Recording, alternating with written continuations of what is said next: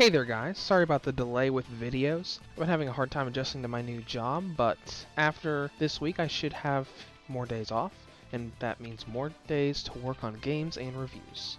Today we're going to talk about a crossover game between two different animes. The Sword Art Online anime and the Accel World anime have actually been linked and referenced to being linked to the same timeline for some time now. If you watch the Accel World anime, which is currently on Hulu Plus in North America, one of the episodes actually details and shows the nerve gear used in Sword Art Online, hinting that Accel World takes place in the same world, but about 20 years later. So it's no surprise that when the Sword Art Online game devs wanted to cross two games over, they chose Accel World. Now, how well did this go? How technical are the PlayStation Vita version's problems? Those are all going to be discussed here. Here is my review of the PlayStation Vita and PlayStation TV version of Accel World vs. Sword Art Online.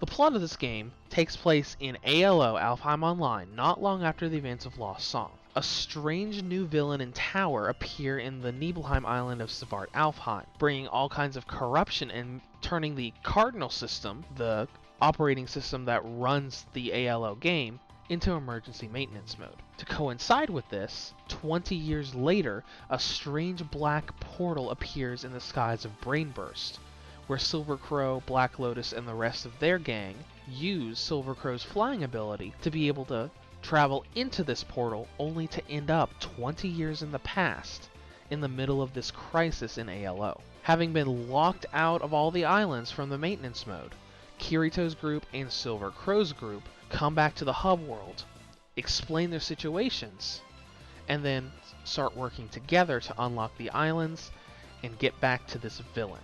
Now, the story is really great, but not all of it was executed well. The fact that there are a lot of running theories, official running theories, that Accel World and Sword Art Online are in the same timeline make it an incredibly easy task to make a crossover. Now, for those not familiar with Accel World, all of the elements of Accel World, Brainburst, Burst Points, Legions, it's all explained incredibly well in the game. The only thing that isn't are the characters. Okay, you got Silver Crow, you got Black Lotus, you've got Limebell, you got Cyan Pine, you got all of these other characters that the game just expects you to know the backstory for. They don't go into any detail. And the bigger problem is that the characters are taken from the point of the Accel World timeline past what the anime showed. So if you haven't read the manga of Accel World and don't want to be spoiled, there are a lot of references in this game that will spoil a lot of backstory.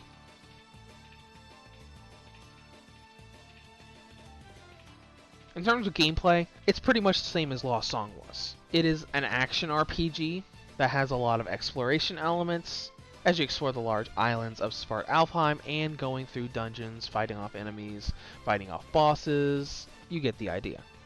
Even though there are a few more elements in the mix. So first of all, we need to talk about what's different between Lost Song and Accel World vs. SAO.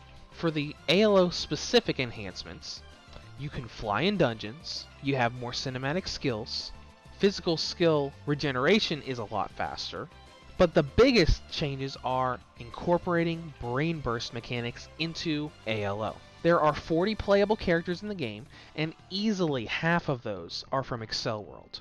So, we need to talk about dual avatars, which are the playable Accel World characters, and burst points that have been incorporated into the game.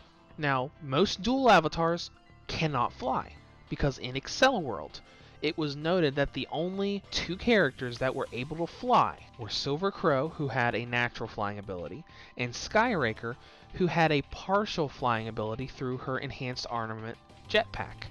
Considering the areas in this game are a lot bigger and a lot higher than they were in Lost Song, to accommodate, all dual avatars have an extreme jumping ability where you can charge a jump and keep charging jumps over and over and over again until you reach all of those high islands. That way, it's not as smooth as flying, it's not going against Accel World canon, but it still makes reaching those areas doable even if you have an all burst linker Accel World party. Burst points are more interesting though.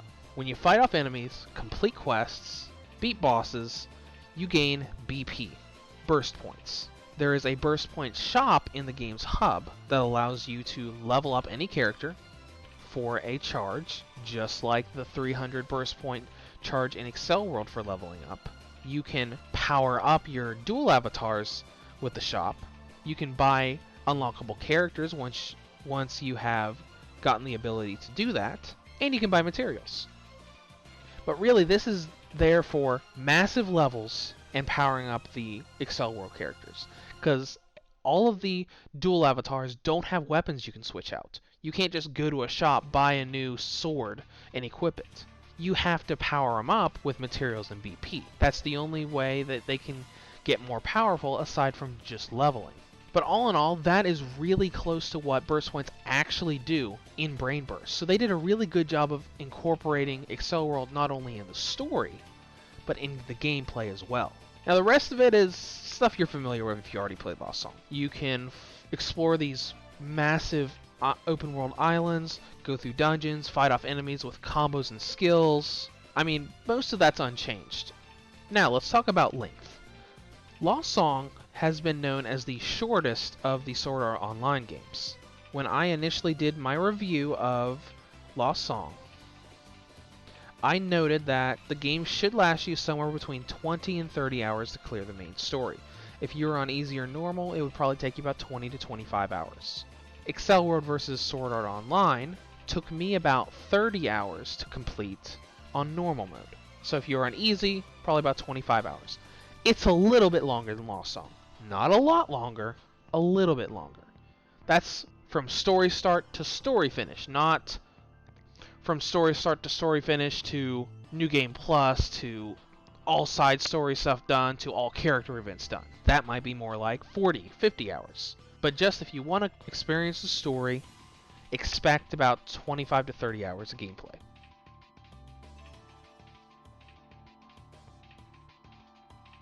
Now, presentation is where all the technical problems lie. Visually, the character models, they're not bad. They're not as detailed as they were in Lost Song, but they still look pretty decent.